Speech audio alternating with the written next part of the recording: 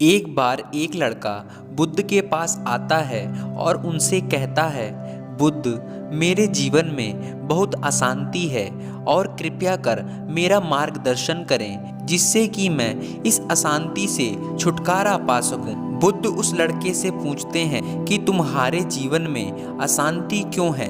फिर लड़का उत्तर देता है, अत्यधिक विचारों के कारण मेरे भीतर बहुत सारे विचार चलते रहते हैं जिसके कारण मेरा मन अशांत रहता है। फिर बुद्ध मुस्कुराते हैं और उस लड़के से कहते हैं कि ऊपर उस आकाश में देखो, क्या तुम्हें सूर्य दिखाई दे रहा है। वह लड़का ऊपर आकाश में देखता है और कहता है, जी बुद्ध, दिख रहा है। फिर बुद्ध उस लड़के से पूछते हैं कि अगर तुम लगातार धूप में खड़े रहो तो क्या होगा। वो लड़का कहता है कि गर्मी लगेगी और शरीर में बेचैनी पैदा हो जाएगी। फिर बुद्ध उस लड़के से पूछते हैं कि अगर धूप में खड़े रहने से तुम्हें गर्मी लगेगी तो इसमें दोष किसका है, सूर्य का, गर्मी का या तुम्हारा। वो लड़का थोड़ी देर सोचता है और कहता है, कृपया कर आप ही बताइए बुद्ध। तब बुद्ध मुस्कुराते हुए उस लड़के को कहते हैं कि सूर्य का काम है गर्मी देना और गर्मी का काम है गर्मी लगवाना, इसलिए दोष तुम्हारा है कि तुम धूप में जाकर खड़े हुए ही क्यों। तुम चाहो तो छाया में जाकर बैठ सकते हो।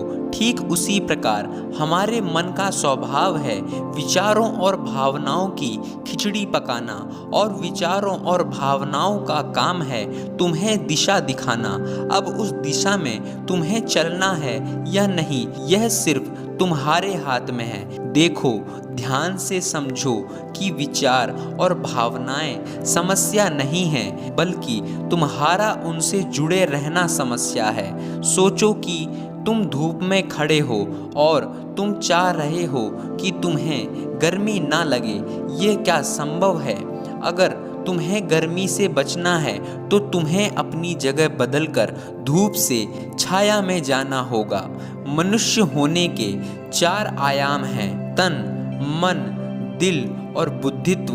बुद्धित्व यानी कि जो बुद्धि के परे की स्थिति है उसे बुद्धित्व कहा जाता है। दूसरे और तीसरे आयामों में हमेशा उथल पुथल रहती है, यानी मन में विचार चलते रहते हैं और दिल में भावनाएं होती हैं, और ये दोनों ही आयाम बहुत ही शक्तिशाली हैं। विचार क्षणिक होते हैं और भावनाएं देर तक टिकती हैं। इसे तुम ऐसे समझो जैसे कि कल तुम जिसे खोने से डरते थे आज वो तुम्हारे पास नहीं है, और आज तुम्हें उसकी कमी महसूस नहीं होती है। कुछ समय तक हुई थी लेकिन अब नहीं हो रही है, क्योंकि भावनाओं को अलग होने में थोड़ा समय लगता है। विचार तुरंत बदल जाते हैं, जैसे अभी तुम कुछ और सोच रहे थे और थोड़ी देर बाद कुछ और सोचने लग जाओगे। इन भावनाओं के कारण ही तुम्हें किसी से प्रेम हो जाता है और फिर वही प्रेम नफरत में बदल जाता है, मित्र ही शत्रु बन जाता है। उसके बाद वह लड़का बुद्ध से कहता है कि फिर उपाय क्या है, अपने मन को शांत कैसे करें। फिर बुद्ध उस लड़के से कहते हैं कि उपाय ये है, तन के आयाम पर काम करना सबसे आसान तरीका है। शरीर के स्तर पर हमारी कर्मेंद्रियां हैं और ज्ञानेंद्रियां हैं। हमारी कर्मेंद्रियां कर्म से जुड़ी हुई हैं और हमारी ज्ञानेंद्रियां ज्ञान से जुड़ी हुई हैं। इनके प्रति हम अपनी संवेदनशीलता को बढ़ा सकते हैं, और इसका मतलब ये है कि हम जो भी कार्य करें उसे आनंद के साथ करें। जैसे अगर आप पानी पी रहे हो तो पूरी तरह से पानी ही पियो, यानी पानी पीने में अपना 100% दो। ऐसा करने से तुम मन और दिल के आयामों से हटकर शरीर के आयाम पर आ जाओगे, और ये बिल्कुल ऐसे होगा जैसे कि तुम धूप से हटकर छांव में आ गए। मन और हृदय के आयाम पर अपना काम चल रहा है, लेकिन तुम्हारी जागरूकता तन पर आ गई है। जैसे कि सुबह उठो तो सूरज की किरणों को महसूस करो और हवा को महसूस करो। आंखें बंद करके पक्षियों की आवाज़ें सुनो। लगातार तन के आयाम पर काम करने से तुम एक दिन हैरान हो जाओगे कि तुम पक्षियों की आवाज़ें तो कानों से सुन रहे हो, लेकिन तुम्हारा चित्त शांत हो रहा है। तुमने अपने चित्त पर कोई कार्य नहीं किया, लेकिन फिर भी वह शांत हो रहा है। इसलिए पहला उपाय यह है कि हर कार्य को तन के आयाम पर जागरूकता के साथ करो। और दूसरा उपाय है अपने भीतर के नाद यानी सुर को सुनो।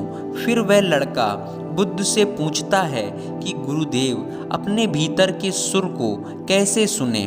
फिर बुद्ध कहते हैं कि किसी शांत जगह पर जाओ जहाँ पर कोई शोर ना हो और अपनी आंखें बंद करो और अपने भीतर के सुर को सुनने का प्रयास करो। हैरानी की बात यह है कि वह सुर कभी भी बंद नहीं होता है और वह हमेशा बजता ही रहता है। फिर वह लड़का पूछता है, तो फिर उस सुर को मैं अभी और इसी वक्त क्यों नहीं सुन सकता हूँ? बुद्ध कहते हैं कि बाहर के शोर के कारण तुम उसे नहीं सुन पा रहे हो। अगर तुम अपने भीतर के सुर को अभी सुनना चाहते हो तो तुम्हें अपने दोनों हाथों से अपने कानों को बंद करना होगा और तुम देखोगे कि ये सुर बिना किसी यंत्र के बज रहा है और तुम इसे सुनोगे तो तुम अपने हृदय और मन से दूर हो जाओगे और तुम्हारा चित्त शांत होने लगेगा। एक बात हमेशा याद रखना कि मन सबसे ज़्यादा सक्रिय तभी होता है जब इसे तुम्हारे द्वारा ऊर्जा मिलती है।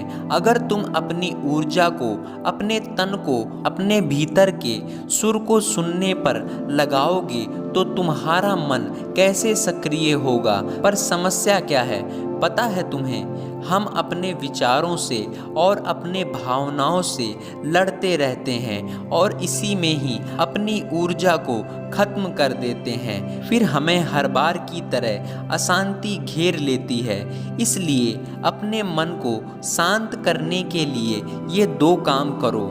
पहला, अपने मन के आयाम से हटकर तन के आयाम पर आ जाओ और दूसरा उपाय, अपने भीतर के सुर को सुनो। दोस्तों, वह लड़का तो बुद्ध की बातों को समझ जाता है, लेकिन क्या आप समझ पाए?